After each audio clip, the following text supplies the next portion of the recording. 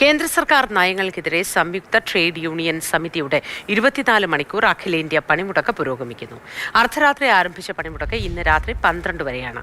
അവശ്യ സർവീസുകളെയും ശബരിമല തീർത്ഥാടകർ, മാരാമൺ കൺവെൻഷനിൽ പങ്കെടുക്കുന്നവർ എന്നിവരെയും പണിമുടക്കിൽ നിന്നും ഒഴിവാക്കിയിട്ടുണ്ട്. സ്വകാര്യ വാഹനങ്ങൾ റോഡിലിറങ്ങുന്നതിൽ പ്രശ്നങ്ങളില്ല.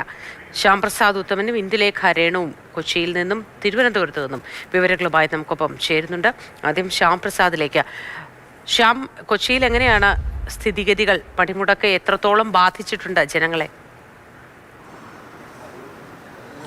മൊത്തം ഒരു ഹർത്താലിന് സമാനമായ ഒരു സാഹചര്യം എന്ന് വേണമെങ്കിൽ പറയാം. ഞാനിപ്പോൾ ഉള്ളത് വൈറ്റില ഹബ്ബിലാണ്. ഇവിടെ നമുക്ക് വളരെ ഒറ്റപ്പെട്ടു പോയ കുറച്ച് യാത്രക്കാരെ മാത്രം കാണാൻ കഴിയുന്നുള്ളൂ.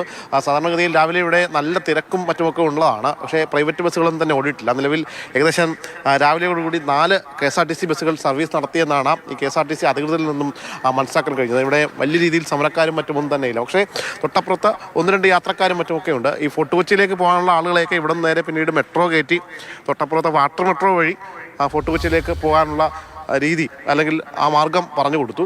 കൂടാതെ മറ്റിടങ്ങളിലേക്ക് പോകാനുള്ള ആളുകളാണുള്ളത്. നിലവിൽ ഒരല്പം മുമ്പ് ഒരു തിരുവനന്തപുരം സൂപ്പർ ഫാസ്റ്റ് പോയിരുന്നു. അതിൽ കുറച്ചധികം ആളുകൾ പോയി. പിന്നീട് ഒരു മൂന്നാർ ബസ്സും പോയിരുന്നു. അതും വലിയ രീതിയിൽ ആളുകൾ ആ ബസ്സിലുണ്ടായിരുന്നു.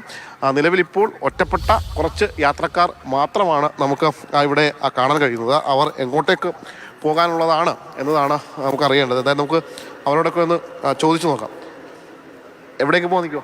കൊടുങ്ങല്ലൂർ. എപ്പോ വന്നോ? 6:30 എത്തിയതാണ്. ഈ പണിമുടക്ക് അറിയില്ലായിരുന്നു? ബാംഗ്ലൂരിൽ നിന്ന് വരെയായിരുന്നു. ബാംഗ്ലൂരിൽ നിന്ന് ബസ്സിന് വന്നാണോ? അതെ. ഇനിയിപ്പോ എങ്ങനെ പോകാനാ അറിയില്ല. നോക്കട്ടെ, എന്തേലും വഴി ഉണ്ടാവും. വീട്ടിലേക്ക് വിളിച്ചിരുന്നോ? വീട്ടിലേക്ക് വിളിച്ചോ പണിമുടക്കാന്ന് പറഞ്ഞ്? വിളിച്ചിരുന്നു. ഇത്തിരി ദൂരാണ് കൊടുങ്ങല്ലൂർ. 40 കിലോമീറ്റർ അപ്പുറമുള്ള ഫ്രണ്ടിനെ വിളിച്ചിട്ടുണ്ട്. പിന്നെ വണ്ടി എന്തോ തടയുണ്ടെന്ന് പറയുന്നുണ്ട്. സ്വകാര്യം. അതെ, ആൾക്കാർ ജനങ്ങളെ ബുദ്ധിമുട്ടിക്കാത്ത തന്നെ ഇത് പറയാനാണ്. എന്തായാലും ബാംഗ്ലൂരിൽ നിന്ന് വന്ന ഒരു ചെറുപ്പക്കാരനാണ്. അതായത് അദ്ദേഹത്തിന് പണിമുടക്ക് സംബന്ധിച്ച് അറിയില്ലായിരുന്നു.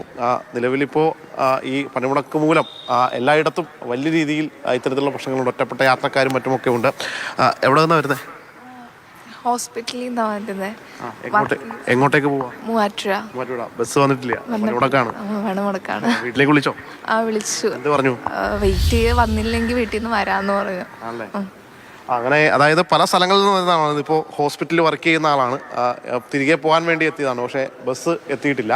ബസ് എത്താത്തതിൻ്റെ കാരണം അറിയാം, പണിമുടക്കാണ്. അപ്പോൾ ഇനി മൂവാറ്റുപുഴ അതോടൊപ്പം തന്നെ ഈ തൃശ്ശൂർ ഭാഗത്തേക്കുള്ള ഏതെങ്കിലും ഒരു ബസ് വന്നു കഴിഞ്ഞാൽ കുറച്ചധികം ആളുകൾക്ക് ഇവിടെ നിന്ന് അങ്ങോട്ടേക്ക് പോകാം. കാരണം തിരുവനന്തപുരം ബസ് അല്പം മുമ്പ് വന്നപ്പോൾ കുറച്ചധികം ആളുകൾ ഉണ്ടായിരുന്നു. നിലവിലിപ്പോൾ ഈ സ്ഥലം ഒരു ഹർത്താലിന് സമാനമായ ഒരു അവസ്ഥ എന്ന് പറയാം. പോലീസും കാര്യങ്ങളുമൊക്കെ ഉണ്ട് പെട്രോളിംഗ് ആയിട്ട്.